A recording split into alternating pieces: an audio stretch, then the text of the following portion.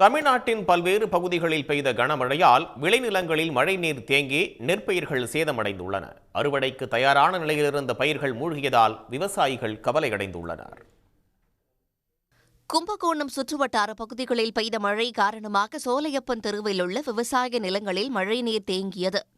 இதனால் 20 ஏக்கர் பரப்பளவில் சாகுபடி செய்யப்பட்டிருந்த கரும்பு, வாழை மற்றும் தீவன புல் ஆகியவை நீரில் மூழ்கி அழுகின.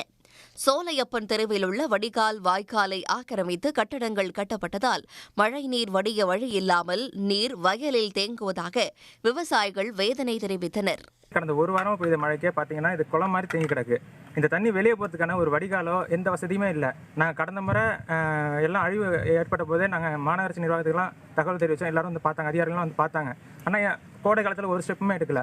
மறுபடியும் பாருங்கள், இந்த ஒரு வாரம் மழைக்கே வந்துட்டு தண்ணி எவ்வளோ தேங்கி நிற்குதுன்னு இது எப்படி எங்களால் வெளியே தரனே சொல்ல முடியல.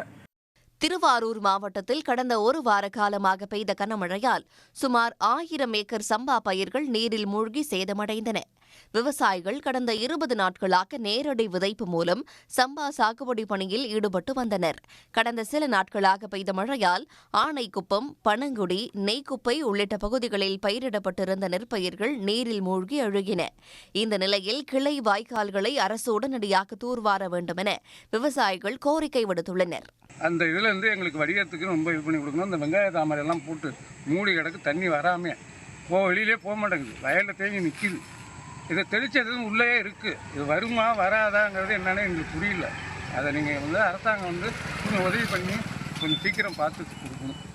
நெல்லை மாவட்டம் பனக்குடி பகுதியில் கடந்த 2 நாட்களாக பெய்த கனமழையால் சுமார் 75 ஏக்கர் நெற்பயிர்கள் தண்ணீரில் மூழ்கி சேதமடைந்தன.